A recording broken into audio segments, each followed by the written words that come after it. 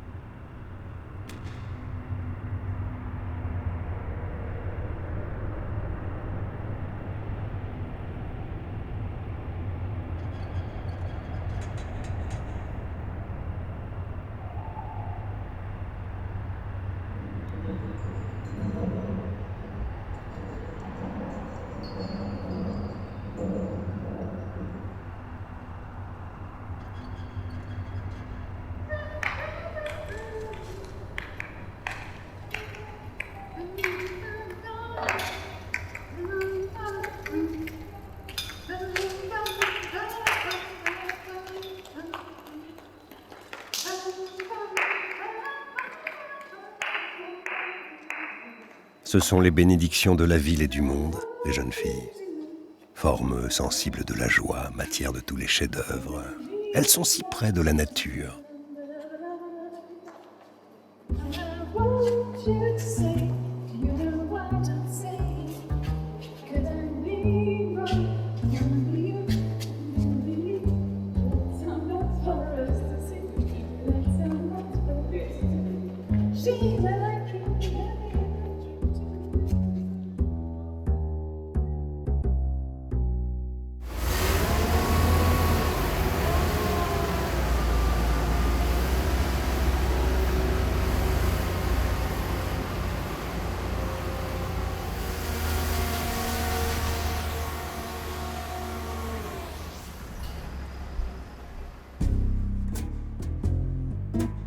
Ce qui est le plus difficile, ce n'est pas de penser avec la primitive ingénuité de l'enfance.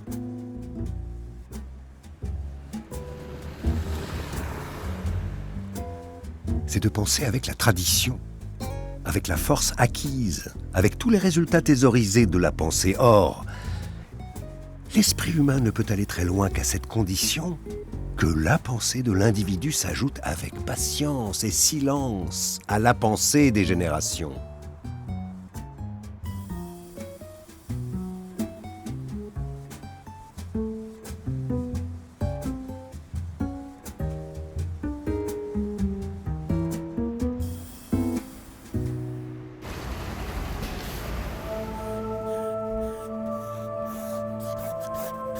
Je suis un pont unissant les deux rives, le passé au présent.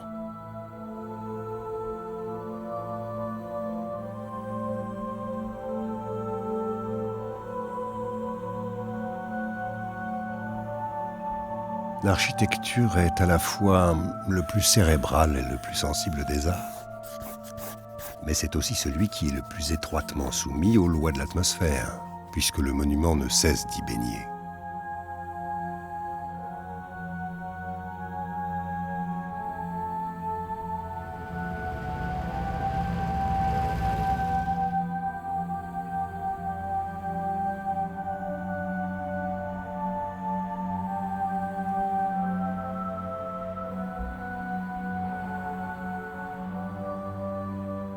Moi, atome de vie, je me sens plein des siècles de jadis, des siècles vénérables qui ont produit ces merveilles.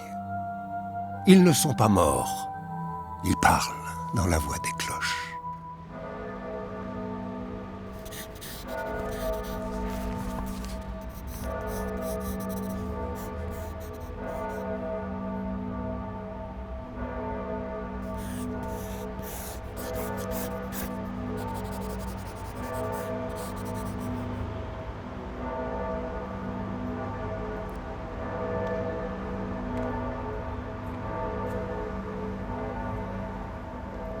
Ce qui est beau dans le paysage, c'est ce qui est beau en architecture.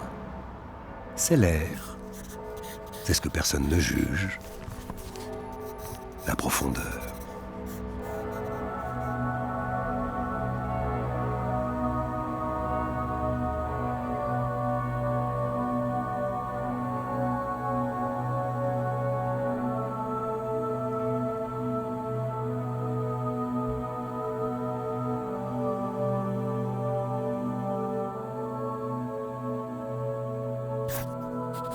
Le jour se développe, les aspects changent.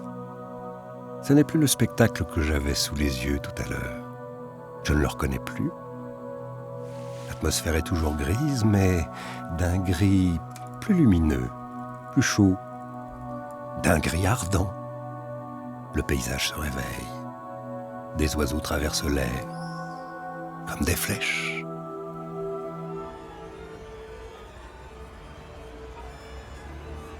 Ma chère Rose, je t'écris de Florence et te donne quelques nouvelles. Je mange bien et bois pas mal, à ta santé. Je viens de me verser un verre. J'ai une bouteille qui ressemble assez à ces Marie-Jeanne. Je me la suis fait mettre dans ma chambre comme cela. Je me donne de la force pour le dur métier que je fais. J'ai passé 5 jours à Florence et ce n'est qu'aujourd'hui que j'ai vu la porte du baptistère de Ghiberti.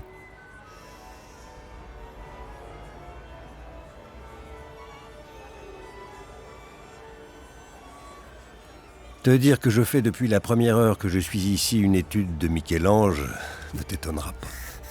Et je crois que ce grand magicien me laisse un peu de ses secrets.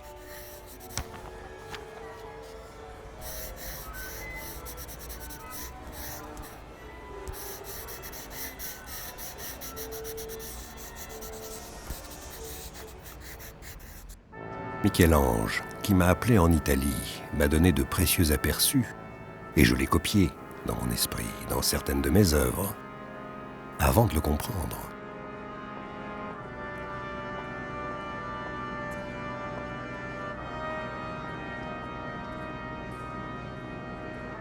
Quand j'ai été en Italie, ayant le cerveau plein de mes modèles grecs, que j'avais étudiés passionnément au Louvre, je me trouvais très déconcerté devant les Michel-Ange. Ils démentaient à tout moment les vérités que je croyais avoir définitivement acquises. Tiens, me disais-je, pourquoi cette incurvation du torse? Pourquoi cette hanche qui s'élève, cette épaule qui s'abaisse? J'étais fort troublé.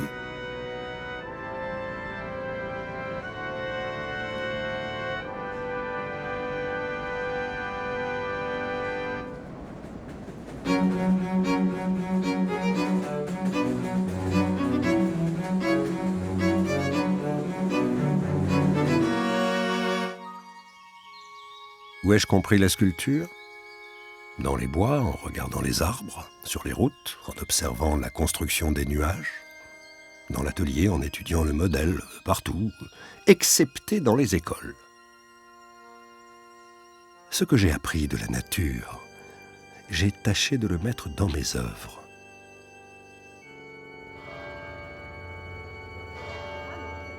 Ma chère Rose, je te dirai que je ne mange pas toujours régulièrement, que je ne traite mon ventre que lorsqu'il n'y a plus rien à voir. Il est comme ma montre, j'oublie quelquefois qu'elle ne va plus, ou bien elle est en différence de 2 heures avec les horloges de la ville, et je ne comprends pas que les musées n'ouvrent pas à l'heure. Je voyage comme chez moi jusqu'à présent, mangeant, dormant au prix que je veux, et puis je deviens, comme tout voyageur, un peu hardi. À propos, soigne bien ma figure, mais qu'elle ne soit pas trop mouillée. J'aime mieux qu'elle soit un peu ferme. Prends-y bien garde. Et n'y laisse pas toucher seul le petit balourdeau Paul.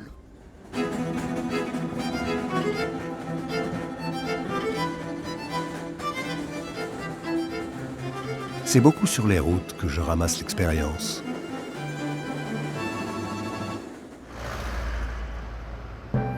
Les photographies des monuments sont muettes pour moi. Elles ne m'émeuvent pas. Elles ne me laissent rien voir, ne reproduisent pas convenablement les plans. Les photographies sont toujours, pour mes yeux, sécheresse et dureté insupportable. L'objectif voit bas-relief, comme l'œil. Et devant les pierres, Je les sens. Je les touche partout du regard en me déplaçant. Je les vois plafonner en tous sens sous le ciel. Et de tous les côtés, je cherche leurs secrets.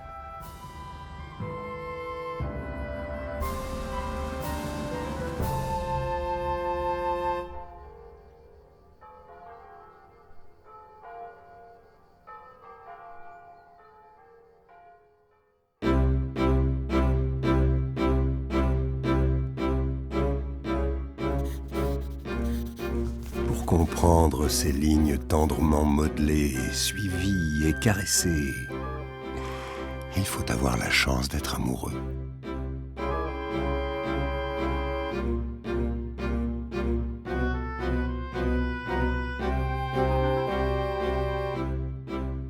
À chaque visite, les bâtisseurs me font des confidences nouvelles. Ils m'ont enseigné l'art d'employer l'ombre avec laquelle il convient d'envelopper l'œuvre. Je veux célébrer ces moulures, amoureusement modelées, comme des lèvres de femme. Il y a dans la première Renaissance une profusion de petits ornements, inutiles, est-on tenté de dire. C'est la générosité d'un cœur riche, qui n'économise pas. Elle ne choisit pas le marbre et l'or pour s'exprimer, elle se contente de la pierre et l'envoie jusqu'aux voûtes, en broderie qui festonne. L'art, à son matin, n'a pas besoin de la richesse.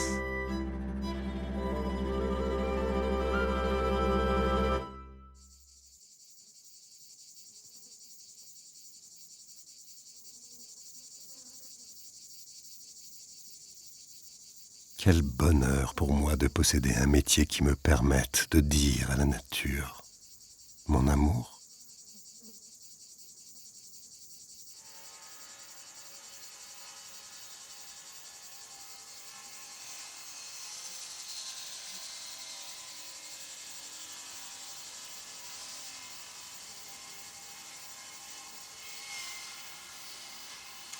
Carrare.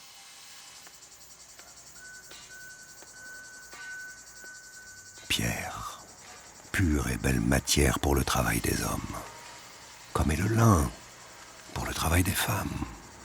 Présent à peine voilé sous la terre, que l'homme a saisi avec transport, a retiré de l'ombre, tout tendre, pour les lancer dans l'air, en ériger des clochers, les rendre maniables et les apprivoiser, pour les chefs-d'œuvre moins durs que les sauvages rochers.